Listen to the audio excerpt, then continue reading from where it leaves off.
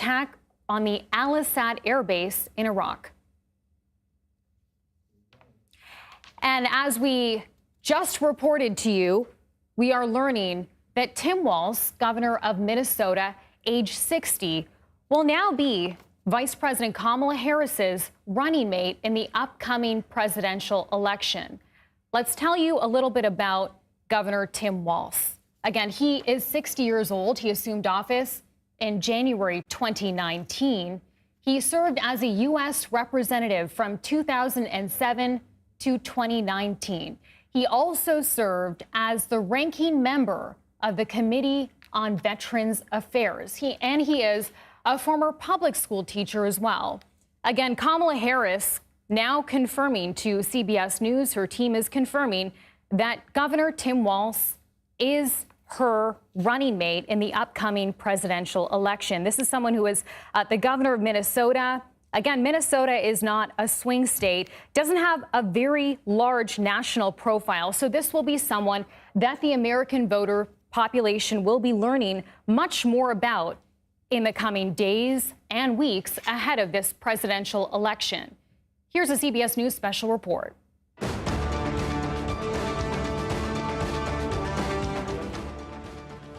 This is a CBS News special report. I'm Gayle King here in New York. We have just learned the name of the Democratic Party's vice presidential nominee. CBS News has confirmed that the party's leader in November, Kamala Harris, has chosen, there you see it on your screen, Minnesota Governor Tim Walz as her running mate. He is a former congressman and a retired Army National Guardsman who was elected governor 6 years ago. The Democratic ticket will appear together at a rally in Philadelphia later tonight. Let's go right now to Weijia Jiang. She's at the White House. Weijia, they held this a secret right up until the very, very end. What else can you tell us about Governor Walz? And, Gayle, that is because this is a decision that came down to the wire for Vice President Harris. In fact, we were told that when she went to bed last night, she still didn't know because she wanted to sleep on it. But then this morning, she woke up and it came to her, Governor Tim Walz of Minnesota. And, Gayle, when I look at all the facts about Walz, here's what stands out. He is a winner. He was elected 6 times to represent Minnesota in Congress. He is now in his 2nd term as governor. He is very popular, and he has a voting record on the issues that really lines up with Harris. After George Floyd was killed in his state, he passed a massive police reform package. He said that there would be no abortion under his watch in 2022. And on economics, he says the Democrats really need messaging and to make it more clear. And, Gayle, let's talk about messaging for a minute and the power of one word. In the early days that Vice President Harris was going to become the likely nominee, we were not talking about Tim Walz. And then he went on television and he said one word. He said Republicans were weird. And then he gained a lot of attention and his profile soared. And then it never really stopped. And today, again, we can report that he will be joining Vice President Harris on the Democratic ticket, and they will be stumping together in a matter of hours in Philadelphia. Gayle. Weijia, you raised a really good point. 2 weeks ago, we were not talking about Tim Walz, but here we are this morning. Thank you.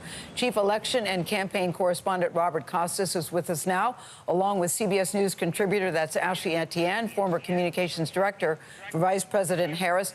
Ashley, I want to start with you because we just heard from Weijia that Vice President Kamala Harris waited till the very end, had to sleep on it overnight, and apparently made her decision this morning. What do you think went into her thought process and that she waited right to the bitter end? Yeah, I think the breadth of Walz's experience is probably what persuaded her most. I mean, being a military veteran, a former teacher, to a chairman in Congress, to an executive governor who rallied his state and moved his state through incredibly tough times, I think makes him incredibly appealing to her and will provide her with this broad perspective that I think she needs, with just, you know, what are the challenges facing the American people? How do we implement legislation? How do we rally Congress around it? And how do we actually get it done on the ground in these states? So I think he's good for her for that reason. And then also what was just mentioned, the fact that he's won in these very tough districts and these tough red-leaning districts, I think gives him and gives her the ticket a leg up when it comes to going into those areas where the 1% and 2%, those independent and disaffected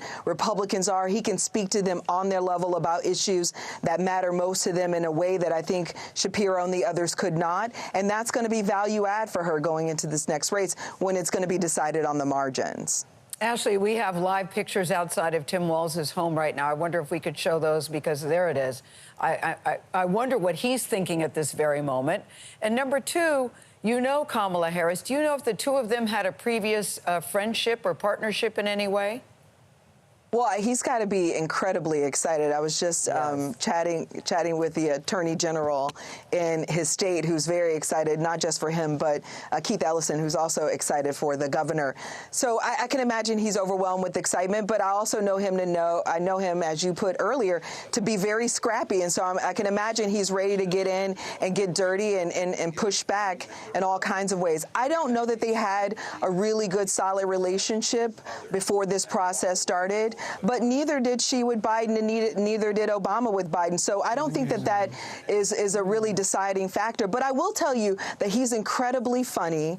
He's, direct, well, plain spoken. And I think that'll jive really well with the vice president and her personality. Yeah, I think people like plain speaking without being mean. Thank you very much, Ashley. And we can say Tim Walz, apparently a good neighbor. He's got a very nice lawn. Let's go now to Robert Costa. Let's go now to Robert Costa, because, Robert, people say it doesn't make a ton of electoral sense. What's your take on that, and why she picked Governor Walz?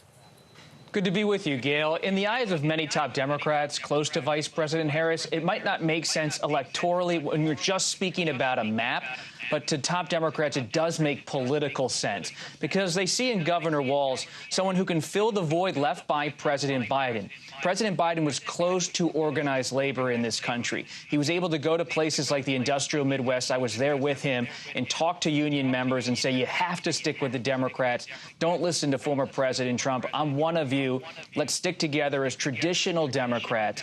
And Tim Walz, as the Minnesota governor, has built a record, but he's also built a relationship with labor and other key constituencies inside of the Democratic Party. And so he's going to help Vice President Harris rebuild that Biden-Harris coalition ahead of November, along with all of the personal characteristics he does bring to the race. As Ashley said, and as we just so ably reported, he has a personality, he has an ability to have a bit of fun, some wit, and he doesn't mind taking a shot at the GOP. And often your role as the VP is to be the attack dog who can do it with a smile. All right. Stand by, Bob. Thank you. Chief White House correspondent Nancy Cordes is in Philadelphia, where Harris and Walz, we better get used to that, Harris and Walz will kick off a tour of the battleground states. Nancy, what are you hearing? What can you tell us? Well, one of the things that set Walz apart from all of the other top contenders, Gail, was the fact that he has a variety of different types of leadership experience. Not only is he the chair of the Democratic Governors Association, which is a pretty powerful group, in that capacity, he needs to kind of get all of these strong personalities pointed in the same direction. So he's got deep relationships with other governors. He's going to need that over the next few months. But he's also the only person on that list of 5 or 6 finalists who had both executive leadership experience and legislative leadership experience. He, of course, has been the governor of Minnesota for 6 years now, but before that, he was a member of Congress for 6 terms. He sat on the Armed Services Committee. He sat on Veterans Affairs. So he knows how Congress works. And you could really make the case, Gail, that part of the reason that Biden was able to achieve so many things on his to-do list in his first term was because he had that kind of deep legislative experience. He knew how the levers of power in Congress work.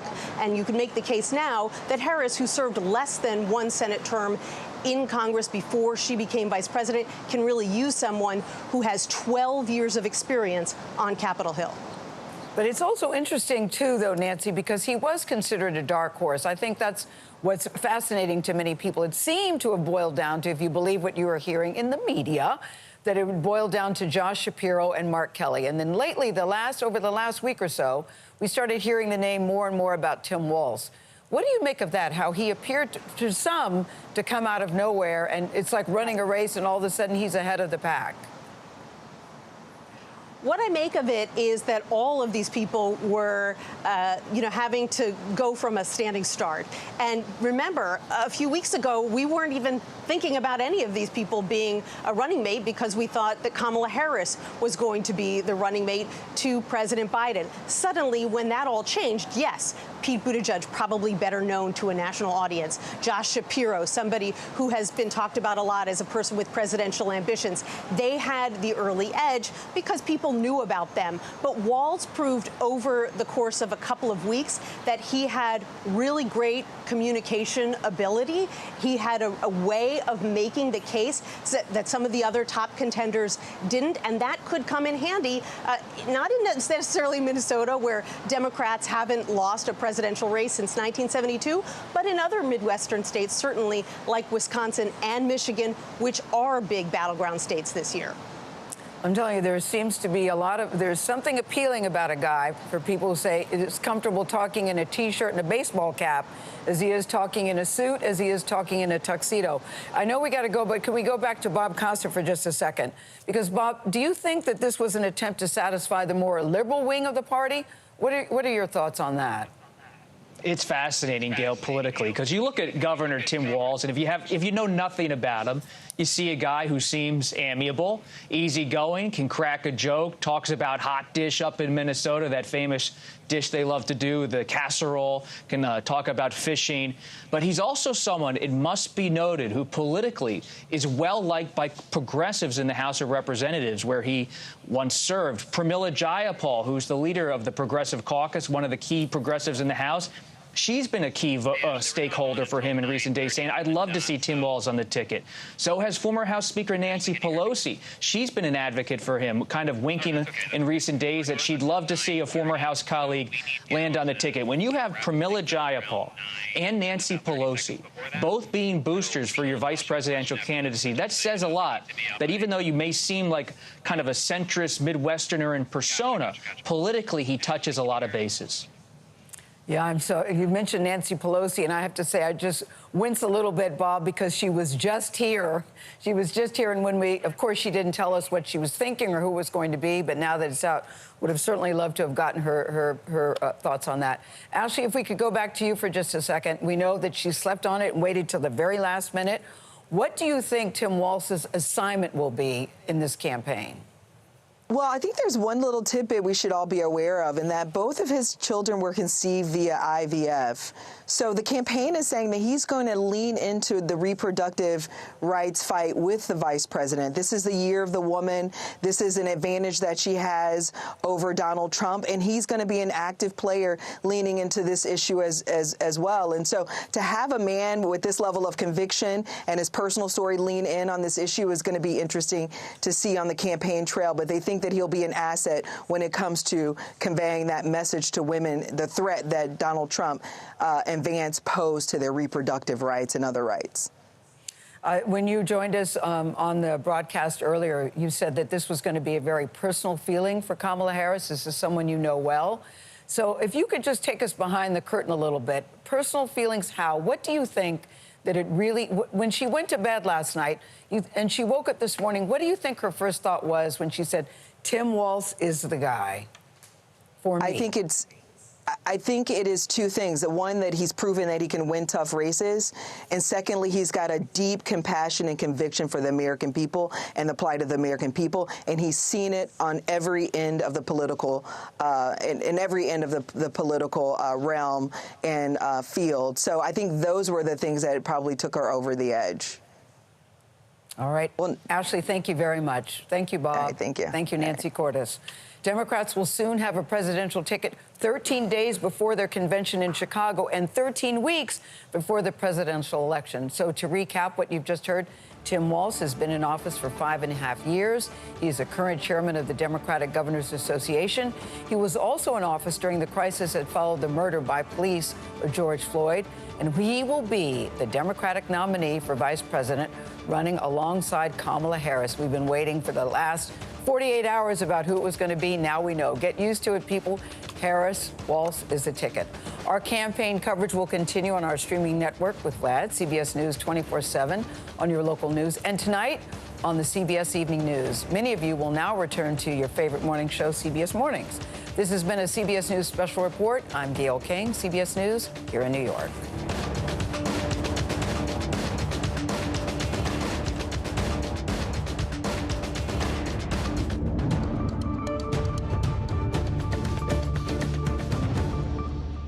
We are following a big decision for Vice President Kamala Harris. CBS News has now confirmed that Minnesota Governor Tim Walz, who has a history of successfully appealing to moderate voters, is the Democratic nominee's choice to be her running mate. Harris will publicly announce the pick shortly before kicking off a multi-day tour of battleground states starting today in Philadelphia. Walz has been the governor of Minnesota for 6 years now. He's a seasoned politician and is familiar how Congress works, serving 6 terms in the House of Representatives and sitting as a ranking member of the Veterans Affairs Committee. Sean Sullivan joins me now with reaction to all this. He is a CBS News political contributor and campaign editor for The Washington Post. Thanks for being with us, Sean. I want to start with asking you, what can you tell us about Walz and what he brings to the Harris campaign? You know, it's interesting because he is not really a household name outside of the political sphere. And typically, in past campaigns, we've seen, presidential candidates tend to pick, in some cases, candidates who have more exposure on the national stage. He's somebody who's known within sort of political circles, but not known nationally. So he's going to have to introduce himself. He's somebody who seems very comfortable being a visible surrogate on television.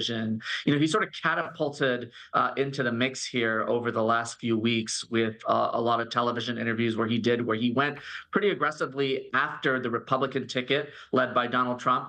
And he went sort of viral at times by using the word weird to describe the Republicans. And that's something that a lot of Democrats have picked up on. So I think that the Harris campaign is looking to him as a Midwestern governor who they hope can help, spread the appeal of the ticket in some of these key Midwestern states, Wisconsin and Michigan being the 2 most important ones. But somebody who they can count on to be out there on TV, on the campaign trail, on the stump, going toe-to-toe with Republicans, with former President Donald Trump and with Senator J.D. Vance, who is his counterpart as the Republican vice presidential nominee.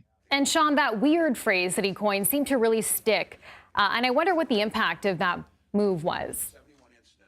And, it'll be interesting to see when we sort of unravel the whole backstory of how Harris got to choosing Walz, which, again, when you go to the beginning of this process, there weren't a lot of Democrats who were saying, OK, Walz is the obvious pick. He is sort of, a surprise, not so much in the last 48 hours, but if you look, a couple of weeks ago. And you're right, that phrase really is something that Democrats have picked up on across the board. You're seeing members of Congress use it. You're seeing celebrities who support the Harris campaign use it. You're seeing it as sort of a central tenet of their campaign argument against the Republicans. They seem to think that it's an effective argument, and he's been at the forefront of that. So it'll be interesting to see how much that actually factored in to Harris's decision and how much we see one or both of them potentially use it tonight at this introductory event that they're going to have in the evening.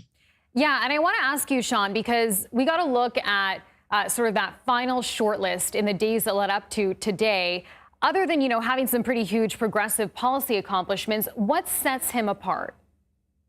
Well, as I said earlier, one part of this is his abilities on TV, which I think have impressed a lot of Democrats. But I think his overall political profile is one that impressed a lot of Democrats, too.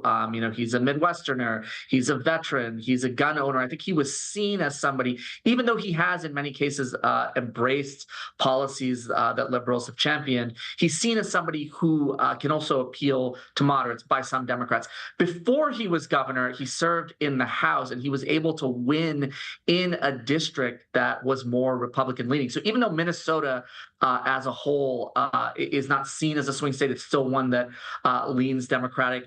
He's somebody that Democrats say, hey, look, he's proven his ability to sort of win on more purple or red terrain. But the challenge for him is going to be, nationally. Like, he's not a well-known public figure in the way that some of the other Democrats that were in the mix as finalists even were. And we're already seeing, the Trump campaign and Republican allies gearing up to aggressively go after him. And that's a risk when you pick somebody who's relatively unknown.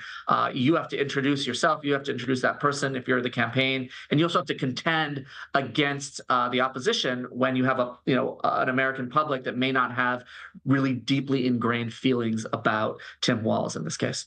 Well, this big battleground tour that's being launched today, that will be his first big chance to sort of meet and greet American voters across the country, especially in the states that matter. I wonder what voters will want to know about him. Yeah, it's a good question. I mean, he's somebody who has both been around politics, but has also sort of worked outside of politics. I think this will be the first time that a lot of the American public is going to see and hear from him. When you talk to political strategists in both parties about the importance of a running mate, there's a lot of debate about, how much does this ultimately matter in the long term in terms of how people vote. And it's really this early period when the pick is made and when they introduce themselves. And then the second big moment is a vice presidential debate, if that actually happens, if he actually is debating J.D. Vance. Those are the two big moments. So right now we're in moment one of those two big moments. And there's a lot of risk. I mean, we saw on the Republican side with J.D. Vance, he attracted some criticism early in his first few campaign events. And so the question for Walz is, what will that introduction look like? Will it be a smooth one? Will it be one that impresses people?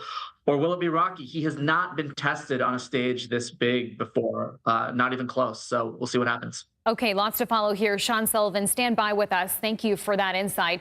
I also want to turn to CBS News political reporter Hunter Woodle, who joins us now on the phone. Hunter, thanks for joining us. What can you tell us about what you're hearing about why Walz was picked? Well, thanks for having me. Governor Walz is a fascinating pick in this, for this election cycle. He's somebody who, if it weren't for all the unprecedented nature of this cycle, probably wouldn't be elevated to this nature. As has been mentioned, he's not a big national name, but I will say he has built his career up bit by bit over the years. This is somebody who served 6 terms in the U.S. House, representing a sprawling district in Minnesota along the Iowa border. He is the chair of the Democratic Governors Association. He brings an interesting approach here. And he's not the traditional pick you would usually see from a vice president when you're looking to, win a campaign. But he does have a certain approach that, seems to, I would expect, to gel well with the vice president currently, because he has built his career up bit by bit, as I said, and he obviously knows the U.S. House. He knows how to run as an executive because of his time as governor. And he has that tone that will be interesting to see this campaign season, as obviously we see Democrats try and answer to Trump and J.D. Vance on the Republican side. And, I want to mention to our viewers that you actually, Hunter, lived in Minnesota.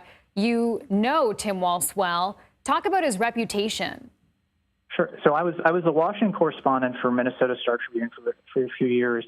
And I've gotten to know, the governor a little bit during that time. And I'm thinking, especially today, as we talk about, obviously, this pick, he's somebody who is incredibly comfortable with voters. I remember being with him at the Minnesota State Fair last year, and he can pivot quickly on policy. But, and he's good at talking to voters. He seems to enjoy it, too. I will note, though, he can sometimes fall into, as many politicians can, he can have gaps. He can misspeak. And sometimes, in almost a way, he is almost a little Biden-esque in how he addresses some issues.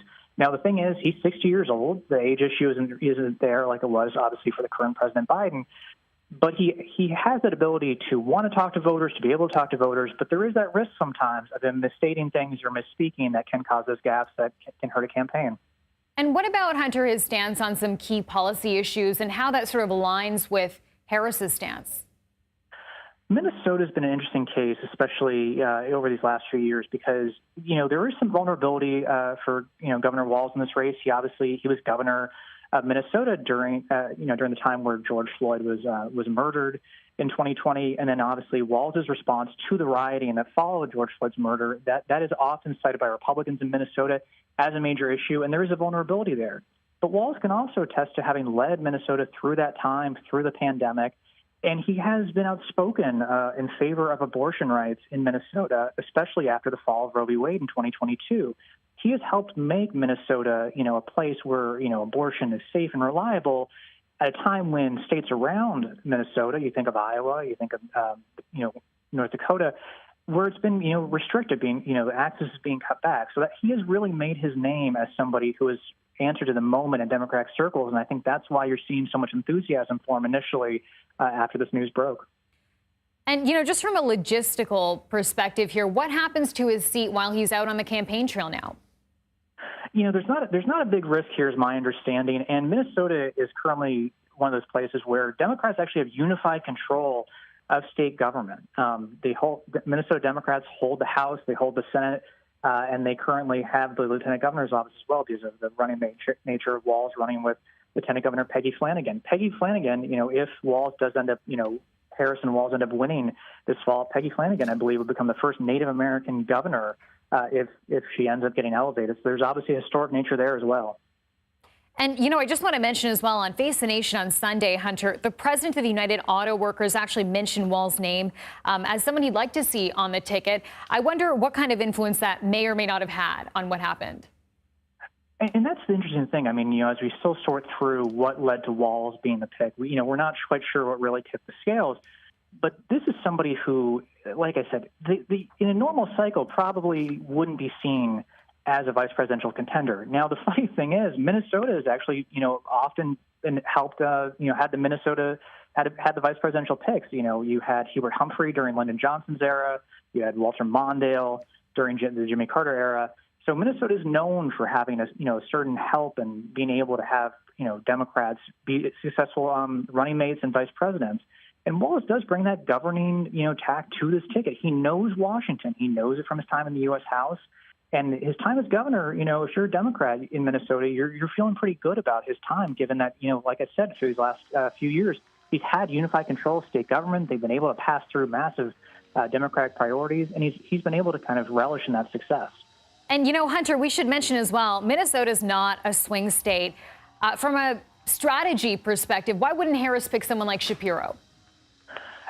When you look at the map, obviously Pennsylvania has 19 electoral votes. Democrats likely have to win Pennsylvania to win this general election in November in the presidential race.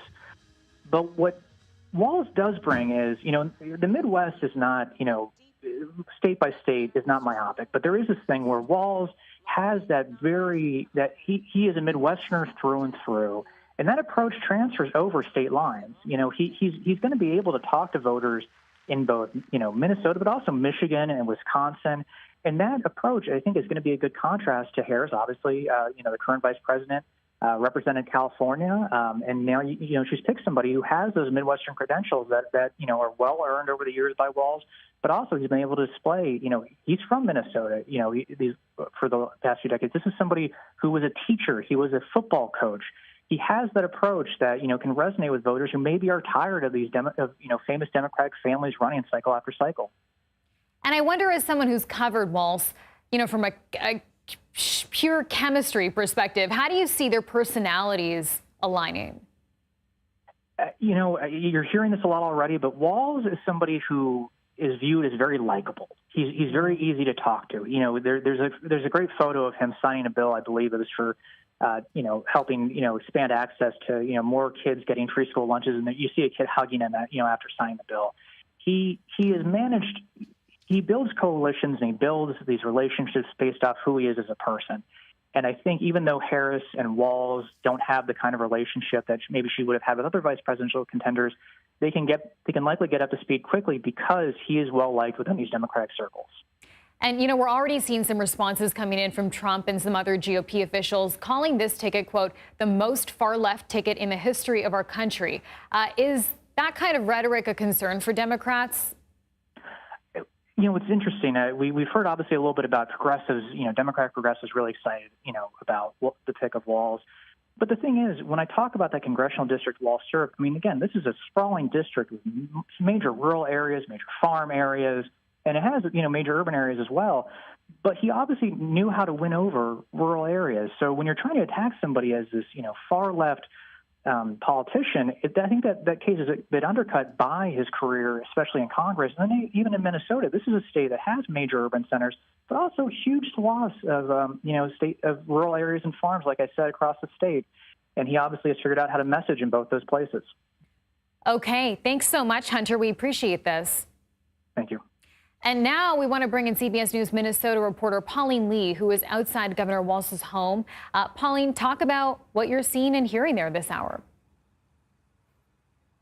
It's very interesting because we have been here since about 5 o'clock this morning, and it really started out as a very quiet morning. Not until maybe about 7:30 or so that we saw all of these big black SUVs pull into the residence and some other cars as well. And then we saw Governor Tim Walz walking in at about 8 o'clock Central Time this morning. So as you can see here right now from the outside, it seems quiet, but out here we can start to see a crowd of people gathering out here. We also saw cars driving by, honking, lots of cheers this morning shortly after the announcement was made. And we've even seen a lot of people chiming in on social media, prominent Minnesota figures chiming in. Tom Emmer, House Majority Whip, first person that I saw tweet this morning said it's not surprising Kamala Harris picked Tim Walz to be her running mate. He embodies the same disastrous economic, open borders, and soft on crime policies Harris has inflicted on our country in the last 4 years. But on the flip side of that, we have Minnesota's Attorney General, who also tweeted this morning praising the pick, saying extremely wise choice. VP Kamala Harris is showing that she is smart, bold, and ready to win. Governor Tim Walz is accessible, friendly, and definitely an ally of Americans working hard for a living. Has also constantly tweeting, also mentioning his background in the military as well and the armed forces. A lot of people tweeting. Our mayor was tweeting this morning, of Minneapolis mayor. So a number of people already chiming in as we're still waiting to see the governor emerge. Still a flurry of activity as we see people coming in and out of the residence this morning. Still just waiting to hear from the governor himself this morning.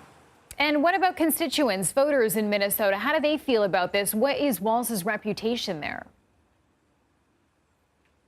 I think it's hard to say, because I think with any politician, you're going to have fans and you're not going to have fans. And so of the fans, I think a lot of people are supporting. We heard that with the honks and we heard that with the cheers shortly after the announcement was made this morning.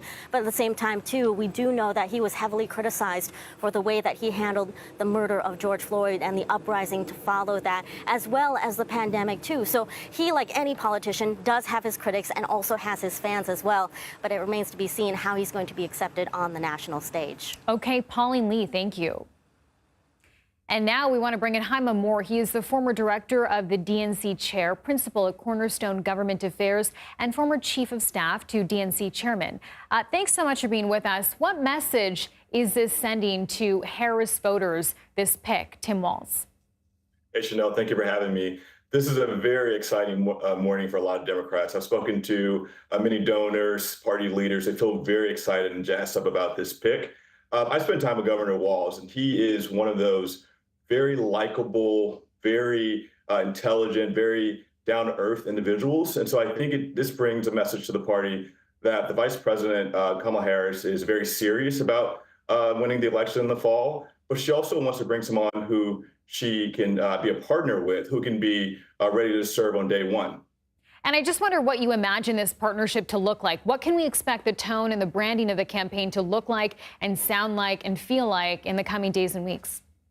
Yeah, you've seen Governor Walz has been all over the news media the last few months. Even without being the nominee for vice president, he's already been out there as Democratic chair of the Democratic Government Association and in other capacities. And so he brings a fresh energy to this race, just as Kamala Harris did when she announced her candidacy just a couple of days ago. But their partnership is going to be something that's going to be fun, likable. People are going to want to pay attention to them. People are going to want to listen to them. While they're very serious candidates, they're both very likable people and bring a lot of attention to everyday values. You know, we're seeing people now, Jaime, from GOP party and Donald Trump himself saying this ticket is very far left. I would like your perspective on where Tim Walz actually lands on the political spectrum here and his role in the Democratic Party. Yeah, as my friend Ken Martin likes to remind me, Ken Martin, state party chair of Minnesota, the Minnesota Democratic Party stands for Democratic Farmers and Labor Party. So Tim Walz has been all around the country. He understands the rural community. When he was a member of Congress, half of his votes of his bills were co-sponsored by Republicans. And so he understands how to be a bipartisan leader. He understands how to reach across the aisle, and so does Kamala Harris. And so I think while these accusations will be something thrown at them from Donald Trump and from the Republicans, I think both of their careers and their successes in the past prove that they know how to work with Republicans to get things done. They're not going to alienate anyone. As you saw this week, Republicans for Kamala Harris launched in a big way. And so there's a lot of energy on both sides of the aisle to get Kamala Harris and Tim Walz into office. You know, and we have to mention, Pauline, our reporter, just mentioned this as well from Minnesota. This is someone, Governor Walz, who was criticized for his handling of the 2020 protests following George Floyd's murder. Will that be a problem here? Look, I think people are going to pull as much opposition research out as possible, and they're going to take it all the way back to when he was a one-year-old. And so these things are going to come up every day as we get into this race very seriously. And I think this is the same governor that provided free lunch for students, the same governor that has vowed to protect women's rights to choose, the same governor has been really, really a strong supporter of the farming and rural communities. And so I think as they bring up these opposition research tactics, there's a lot of things that he's done as governor, as member of Congress, as a school teacher, as an Army veteran that are going to be able to point to the sort of person that he is. And I wonder, as someone who does not have a huge national profile yet, what does someone like Governor Walz need to do in the short time ahead of the November election to really get people to know who he is? Yeah, I remember back in 2022, we were on a bus tour with him when he was running for re-election. And the energy that he brought to that state is just electrifying. And so I think if Governor Walz can bring that same energy to the country and just show us who he is, let us know, who he is and prove to us that he is this everyday person, I think he'll be just fine. I think people are going to like him. They're going to want to hear from him. He's already coined a lot of the opposition to the Republicans that we've seen over the past few weeks. I think he's going to be very comfortable with the vice president. He's going to be very comfortable in this role. And I think most importantly, he's prepared to serve as president himself. Okay, Haima Moore, thank you so much for your time and perspective. Thank you, Chanel. Okay, and the Trump campaign is now reacting to Harris's VP pick. For more on this, I want to bring in CBS News campaign reporter Jake Rosen. Jake, walk us through what they're saying. Hey, Chanel, thank you for having me on. Caroline Leavitt, a Trump campaign press secretary, just sent out a statement calling Tim Walz a West Coast wannabe who spent his governorship trying to reshape Minnesota in the image of the Golden State. So already trying to brand Tim Walz, who's kind of this everyman, as you guys have all heard from our other reporters here, especially Hunter, kind of trying to frame him and his handling of the Black Lives Matter protests in Minneapolis in 2020, calling him dangerously liberal and a left-wing candidate and an extremist. So we've seen them come out. Obviously, we saw J.D. Vance earlier today say that if it was not Josh Shapiro, that the Democrats were afraid of the left-wing, quote, anti-Semitic part of their party. Tim Walz is obviously not Jewish, but we've seen kind of this Trump campaign preparation for what a potential VP pick from Harris looks like. And remember that Walz was the candidate or in this vice presidential race who really branded J.D. Vance and Donald Trump as, quote, weird, as we spoke about earlier at the top of the hour. And Jake, I just want to read this to folks who are watching right now. This is a statement on Kamala Harris's selection of Tim Walz today. And this is what it says, quote, "It is no surprise that San Francisco liberal Kamala Harris wants West Coast wannabe Tim Walz as her running mate. Walz has spent his governorship trying to reshape Minnesota in the image of the Golden State. While Walz pretends to support Americans in the heartland, when the cameras are off, he believes that rural America is, quote, mostly cows and rocks.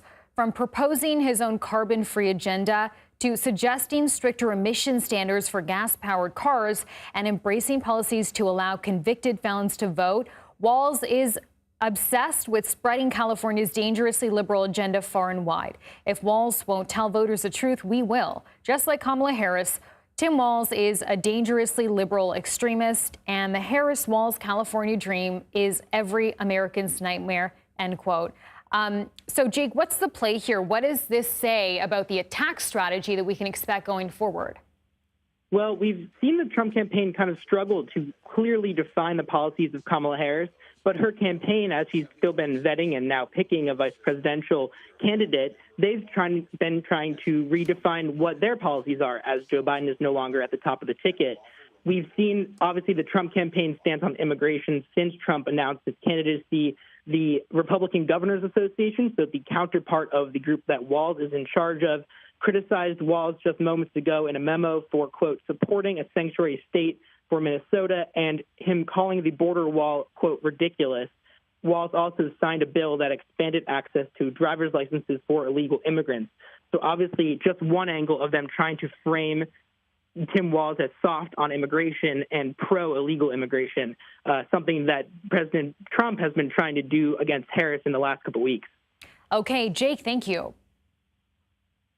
And if you're just joining us right now, CBS News has confirmed that Minnesota Governor Tim Walz, who has a history of successfully appealing to moderate voters, is Kamala Harris's choice for her running mate.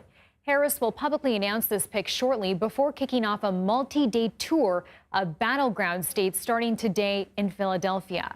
We will bring you continuing coverage throughout the day, online, and here on CBS News 24/7. Stay with us for more on this developing story.